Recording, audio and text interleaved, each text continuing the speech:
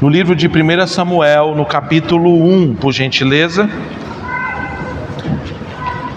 Livro de 1 Samuel, no capítulo 1.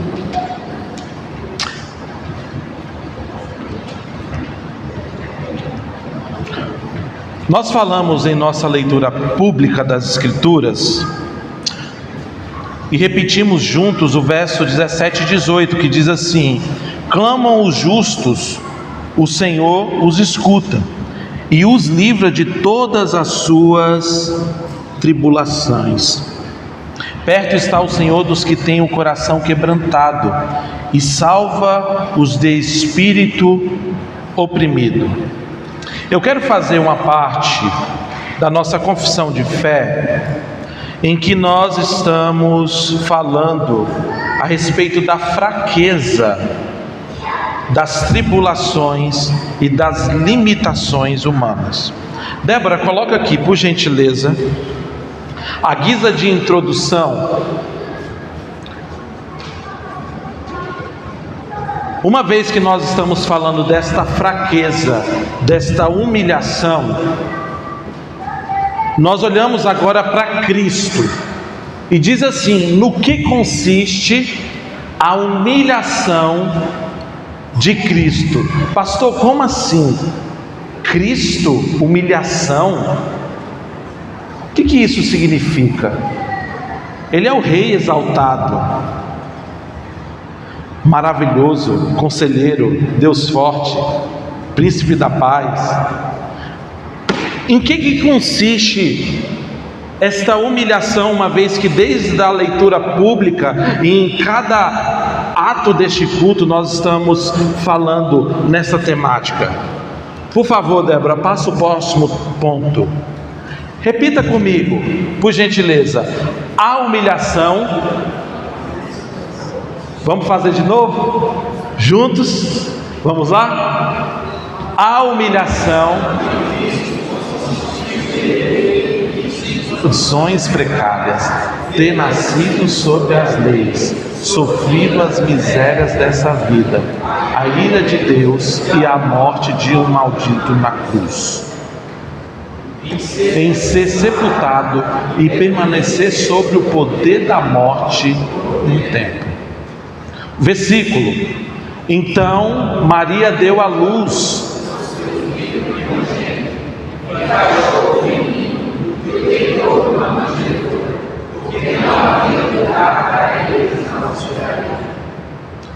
Pastor, tudo bem, mas o que isso se liga ao sermão que nós falaremos hoje?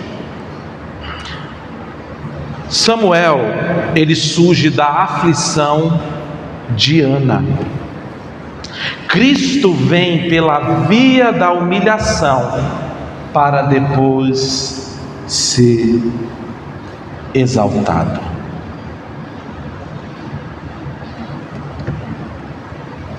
O propósito, sofrimento que culmina em Cristo Jesus e na redenção. Por isso que nós lemos: perto está o Senhor dos que têm um coração quebrantado. Muitas são as aflições do justo. Olhe para a sua Bíblia no verso 1 do capítulo 1 de Samuel. Havia certo homem de Ramataim, zufita dos montes de Efraim, chamado Eucana, filho de Jorão, neto de Eliú e bisneto de Tu, filho do efraimita Zufi. Ele tinha duas mulheres, uma se chamava Ana e a outra Penina. Penina tinha filhos, Ana porém não tinha. Todos os anos este homem subia da sua cidade a Siló para adorar e sacrificar ao Senhor dos exércitos. Lá Ofni e Finéia, os dois filhos de Eli, eram sacerdotes do Senhor. No dia em que Eucana oferecia sacrifícios, dava poções à sua mulher Penina e a todos os filhos e filhas dela, mas a Ana dava uma porção dupla, porque a amava, apesar de que o Senhor a tinha deixado estéril. E porque o Senhor tinha deixado estéril, sua rival a provocava continuamente, a fim de irritá-la. Isso acontecia ano após ano. Sempre Ana subia à casa do Senhor, sua rival a provocava, e ela chorava e não comia. Eucana, seu marido, lhe perguntava: Ana, por que você está chorando? Por que não comeu? Por que está triste?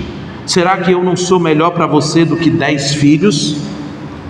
Certa vez, quando terminou de comer e beber em Siló, estando o sacerdote Eli sentado numa cadeira junto à entrada do santuário do Senhor, Ana se levantou e com a alma amargurada chorou e orou ao Senhor, e fez um voto dizendo: Senhor dos exércitos, se deres atenção à humilhação da tua serva, te lembrares de mim e não te esqueceres da tua serva, mas lhe deres um filho, então eu dedicarei ao Senhor por todos os dias da sua vida, e o seu cabelo e a sua barba nunca serão cortados. Enquanto ela continuava a orar diante do Senhor, Eli observava a sua boca. Como Ana orava silenciosamente, seus lábios se mexiam, mas não se ouvia sua voz.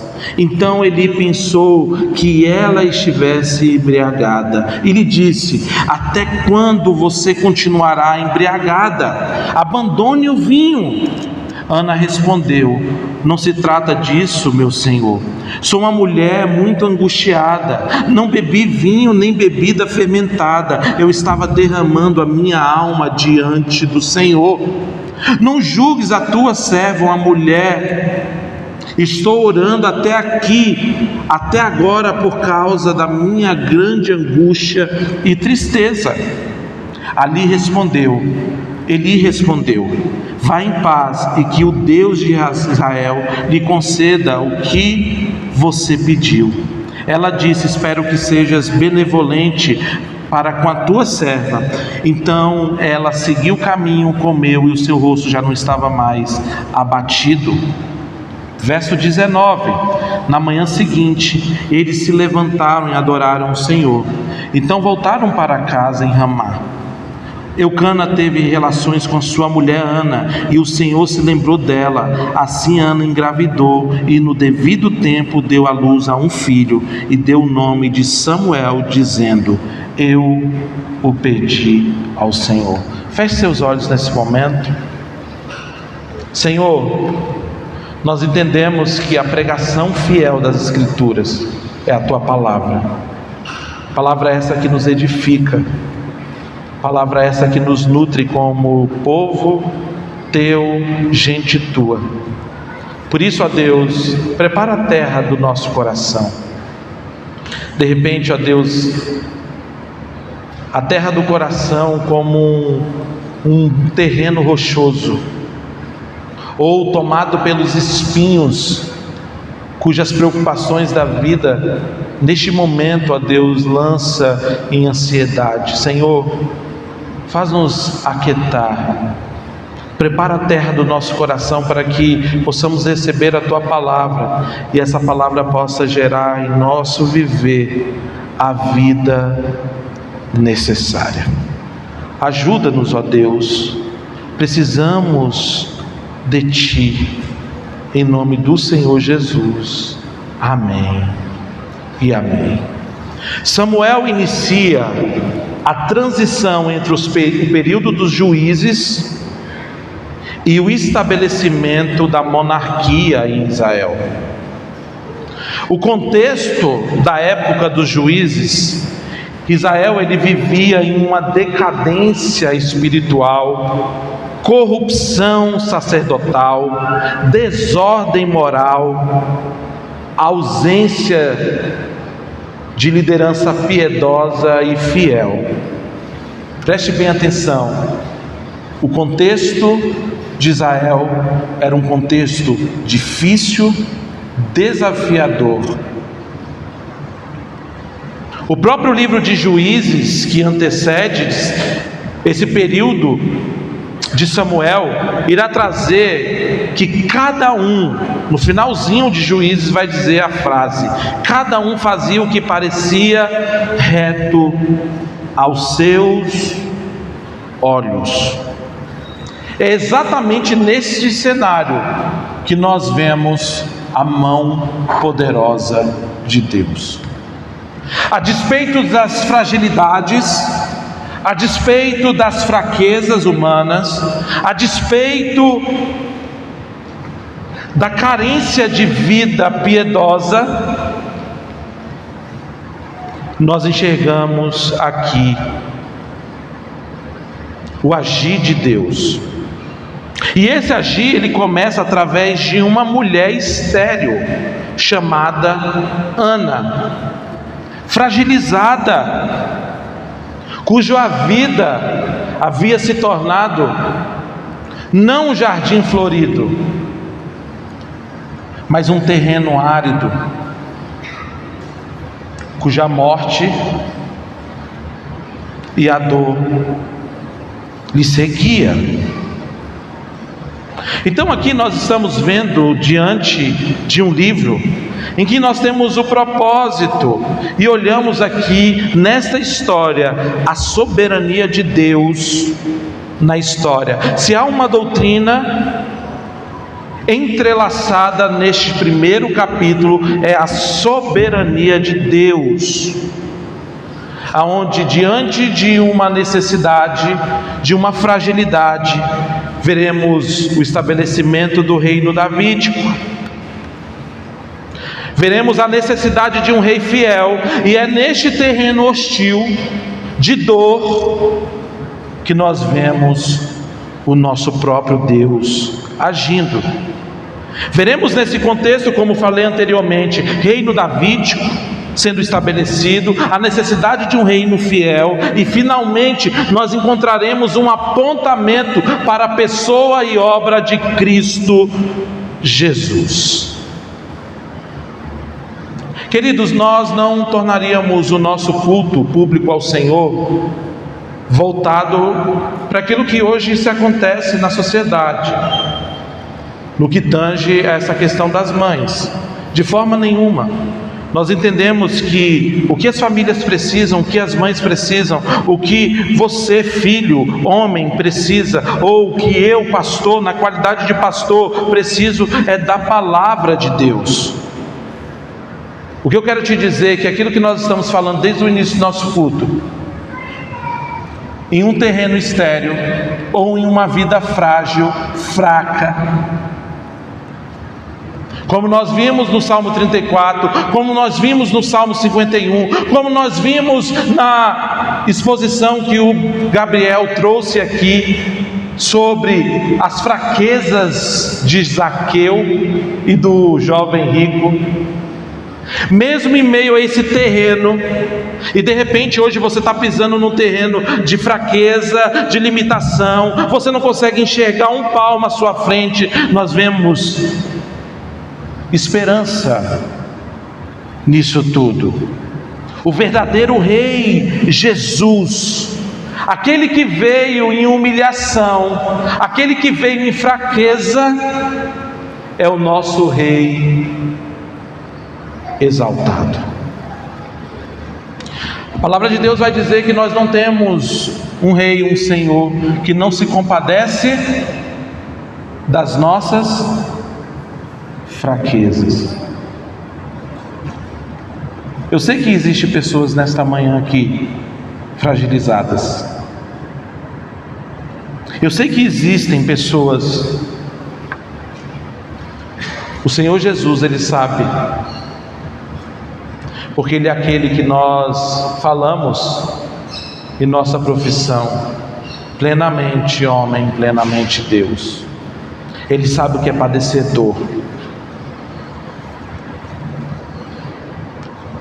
Do verso de 1 a 3, olhe para a sua Bíblia por gentileza, vai dizer que havia um homem, e esse homem chamado Eucana, e vai dizer que ele tinha duas mulheres, uma se chamava Ana e a outra Penina.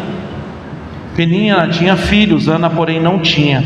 Todos os anos esse homem subia de sua cidade a Siló para adorar e sacrificar ao Senhor dos Exércitos.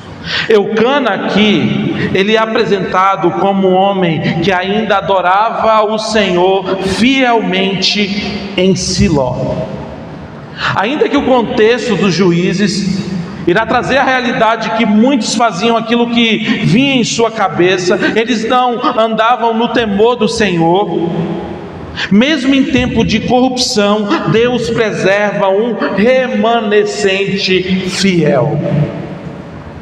Irmãos, às vezes nós conversamos com muitas pessoas e as pessoas dizem assim: nossa, a condição da igreja hoje está um desastre total. Eu disse assim: você não leu o livro de Apocalipse, não? A Bíblia diz que sempre haverá um remanescente fiel. A adoração aqui verdadeira diz que todos os anos eles subiam de sua cidade a Siló para adorar. A adoração verdadeira não desapareceu completamente.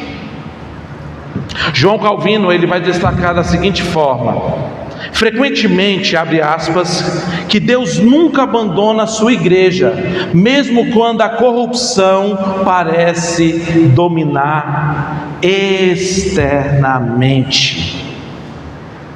Ora, olhamos para os filhos de Eli. Eli já exercia um sacerdócio corrupto nesse período. Mas nós precisamos observar alguns subpontos aqui nesse sermão. Mesmo neste contexto de fragilidade, de fraqueza,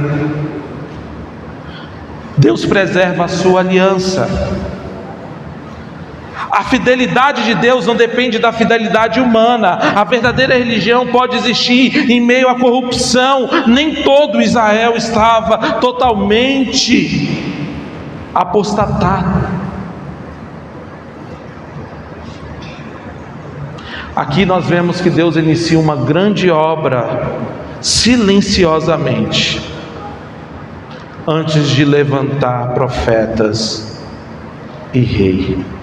Deus começa dentro de um lar simples. Ora, olhe agora para a sua condição, olhe para a sua vida neste momento. Faz um exame da tua alma. Ei, Deus não abandonou a sua igreja e o seu povo.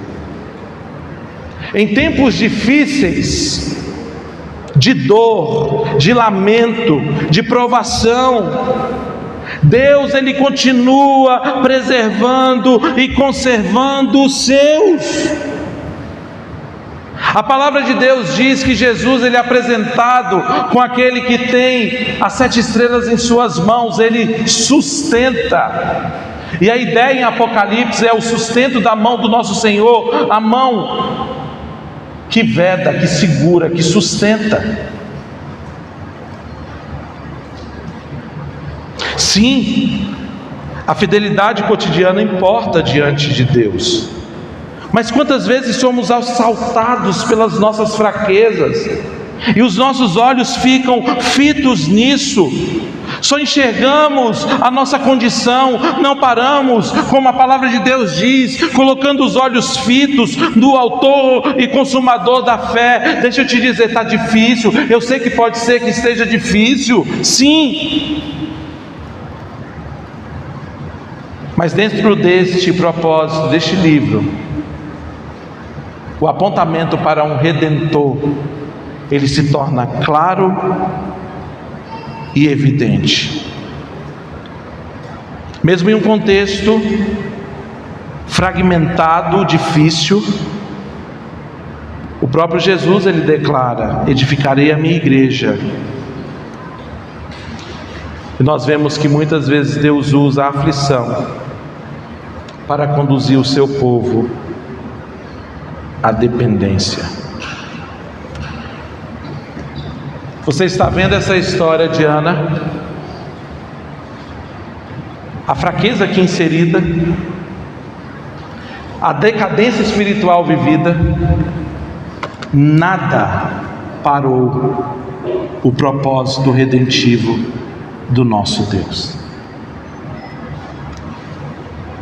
Olhe para a sua Bíblia, por gentileza, partindo do verso 4. No dia em que Eucana oferecia sacrifícios, dava poções à sua mulher Penina e todos os seus filhos e filhas dela, mas a Ana dava uma poção dupla. Verso 5, mas a Ana dava uma poção dupla. Verso 6, porque o Senhor tinha deixado estéril a sua rival. A sua rival a provocava continuamente, a fim de irritá-la. Ora, dentro deste contexto religioso e espiritual de Israel de decadência, nós pegamos a história de Ana. Ana era estéril e profundamente humilhada por Penina. O texto, ele traz fielmente que tantas vezes Penina irritava Ana, e o Senhor havia lhe cerrado a madre. Mas esse ambiente de dor não era por acaso. Aqui nós vemos o fruto da providência divina. João Calvino, ele irá trazer um comentário, abre aspas, da seguinte forma: Deus muitas vezes aflige os seus, não para a destruição, mas para conduzi-los à dependência da graça de Deus. Você entrou numa rota do desprazer da vida cristã, do desgosto da vida na fé, do dessabor da caminhada? Você crê na providência de Deus, que muitas vezes, em meio à nossa aflição, fraqueza, que isso não servirá para a nossa própria destruição, mas para nos conduzir à dependência? Faz um raio-x da tua alma nessa manhã. Deixa eu te dizer uma coisa: a providência de Deus governa até as aflições. Nós vimos aqui e notamos como o Deus soberano de toda a terra, Ele dará o fim necessário. Nada ocorre fora do decreto divino. As dores dos santos não são sinais de abandono, não. Ana, ela era amada por Deus, ainda que sofresse. A questão aqui não é o sofrimento, mas aonde o sofrimento ele irá desaguar. O sofrimento muitas vezes revela onde está a nossa esperança. Ana, ela não buscou, o texto irá dizer que Penina ali irritava Ana, mas ela não buscou vingança, nem abandonou o Senhor. O Senhor conhece a dureza do nosso coração. O Senhor conhece a fraqueza do nosso ser. Nenhum sofrimento ele é vazio. Deus usa dores e muitas vezes as usa para amadurecer a nossa fé. Ora, o sofrimento também pode ser um instrumento de santificação. De repente esse sofrimento tem mais a ver com você, o tratamento que Deus ele precisa trazer. Quantos não estão sofrendo por conta da igreja? Quantos não estão sofrendo por conta de pessoas? Quantos não estão sofrendo por conta de si?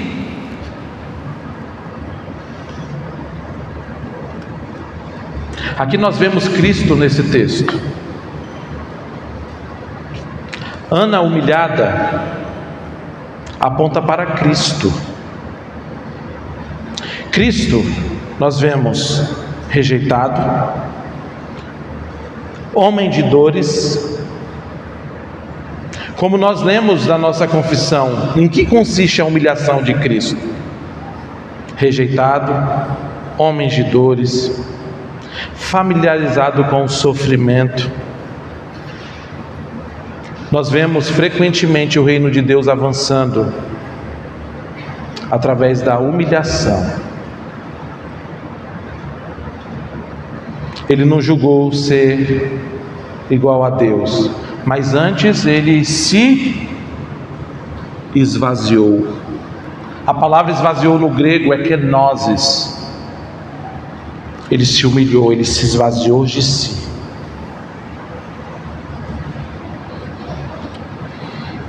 Nós vemos aqui que Ana, ela ora ao Senhor.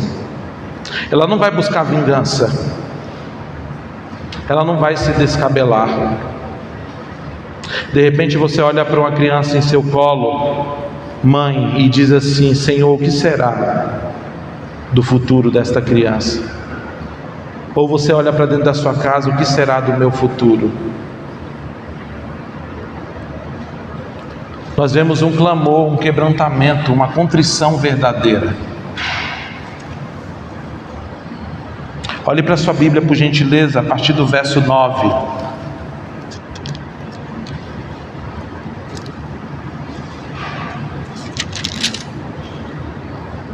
A partir do verso 9.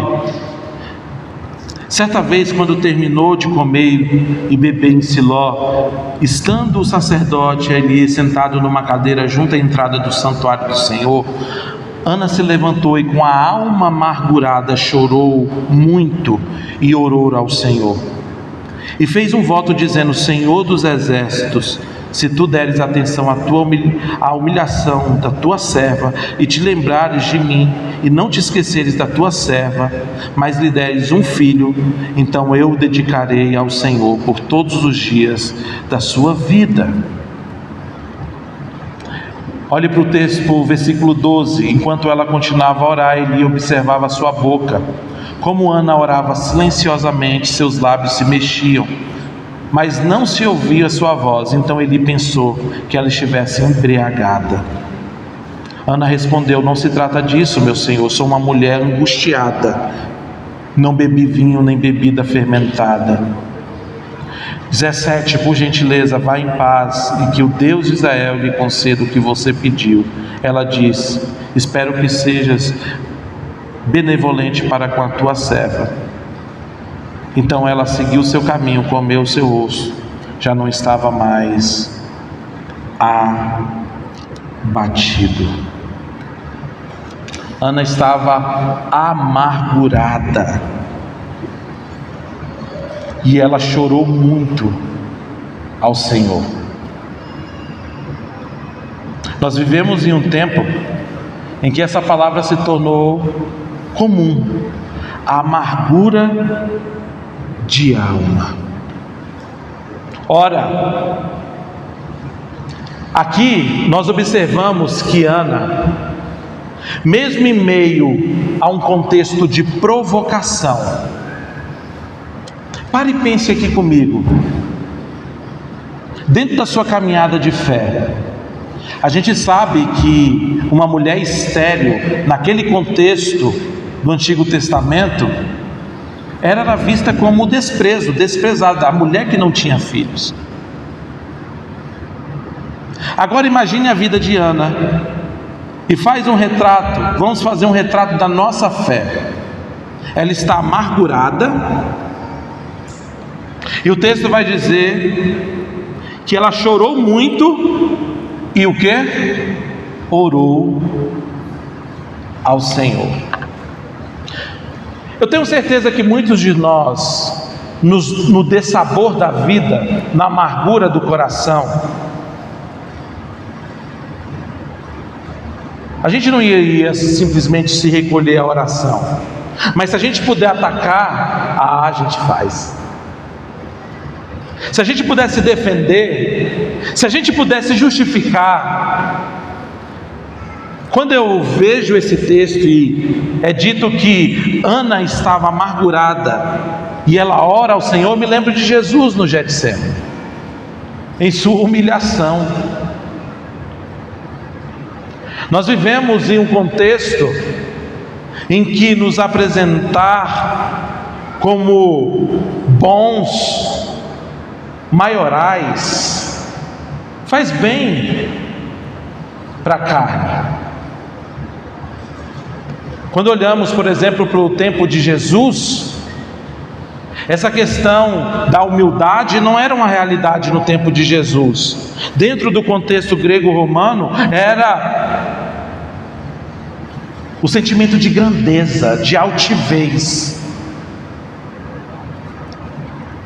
Se não estamos prontos a lidar com o dessabor da vida, e muitas vezes com a humilhação, em comermos o pão da vergonha, não estaremos aptos para a vida cristã. Ana derrama sua alma diante do Senhor. Ela não busca se justificar, ela não busca se defender, pelo contrário, ela já estava sendo ali provocada por Penina. A situação dela era vergonhosa e agora o contexto ainda é pior. O pastor ainda diz: você está bêbada. De repente vocês estão aqui nesse ajuntamento solene, quando olhamos para a nossa realidade, para a nossa fraqueza, nossa, se eu estivesse passando uma situação em um contexto social vergonhoso, seria muito difícil. Ora, se eu tivesse amargurado, seria terrível. Ainda mais o meu pastor vira para mim e me acusa falsamente.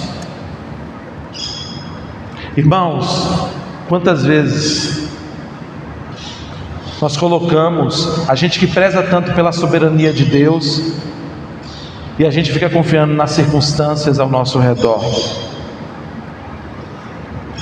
Ela não murmura contra Deus, ela não abandona a fé, ela leva a sua dor ao Senhor.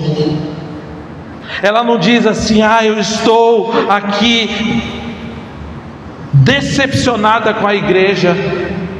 Além de tudo, o pastor ainda fez e cometeu um erro. A sua fé está arraigada no Senhor. João Calvino entendia a oração como um exercício principal da fé.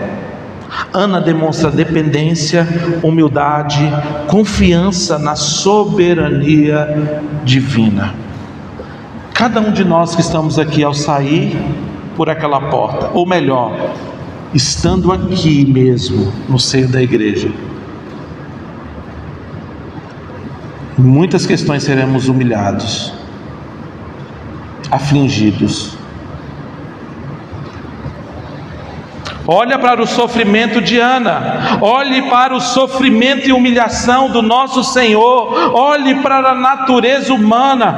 Glória a Deus que nós temos o nosso Senhor e Cristo, que ouve as nossas orações, em que muitas vezes na dimensão do sofrimento, no contexto do sofrimento, nos leva ao trono da graça. Nós podemos derramar nossa alma diante do Senhor, como fez Davi.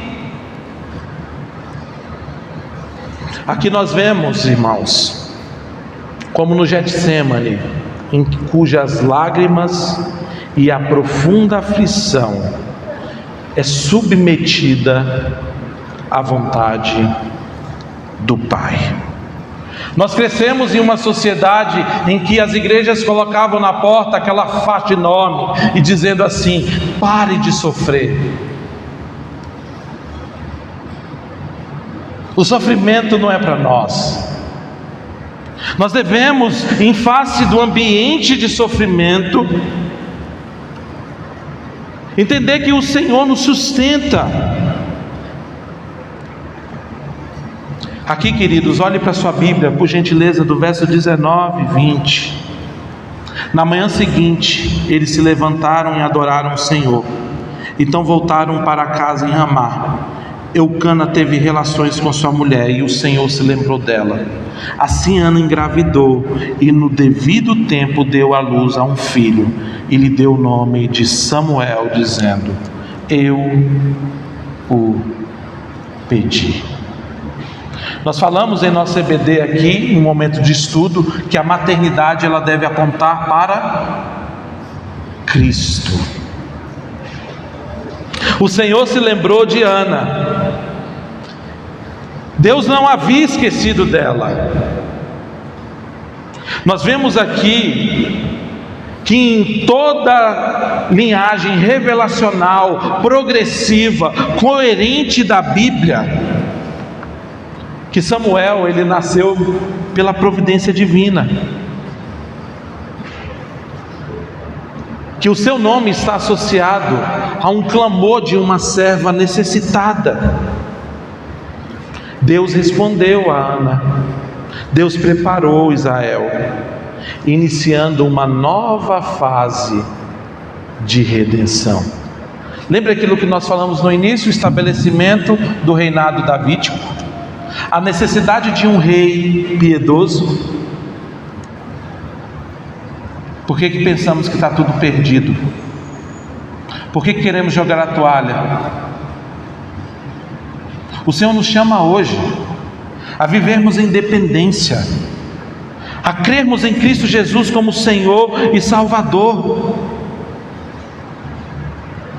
Aqui, queridos, nós veremos que Deus responde segundo a sua vontade perfeita, que a resposta veio no tempo determinado por Deus, que Deus transformou dores em instrumento de redenção, de esterilidade para a vida, e dessa esterilidade veio o profeta Samuel. Que o Senhor aqui ele está governando a história redentiva, nada foge do teu controle, nada foge do seu domínio. Nós devemos confiar no nosso Senhor. Nós devemos entender que nenhum sofrimento é desperdiçado na vida do crente. Nós vemos aqui dentro do pacto redentivo o nascimento de Samuel, que irá apontar para Cristo como profeta, mediador, servo levantado por Deus. A doutrina central, nós vemos o governo, Deus governando soberanamente todas as coisas. Ele ouve o clamor dos humildes, Ele santifica por intermédio da aflição, Ele preserva o seu povo e conduz a história para a sua glória.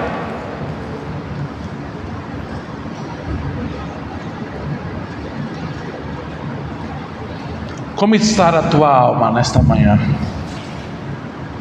Em face das suas crises, dores, fraquezas e limitações, você já largou e abandonou a fé?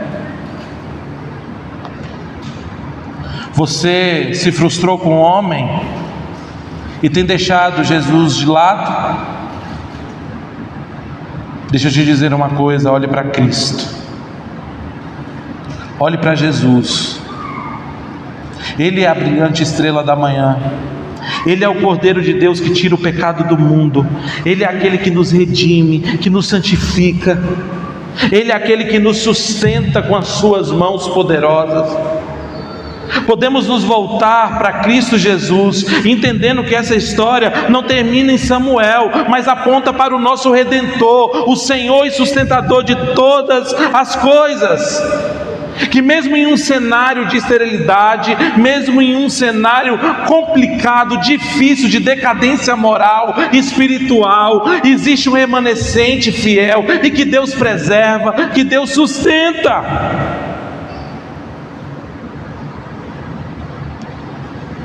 Que possamos olhar para Cristo Jesus, que possamos olhar para sofrimentos de homens e mulheres que em sua humilhação, embora angustiados e amargurados, não deixaram de crer no Deus soberano. Feche seus olhos nesse momento. Você já recebeu a Cristo Jesus como Senhor e Salvador da sua vida?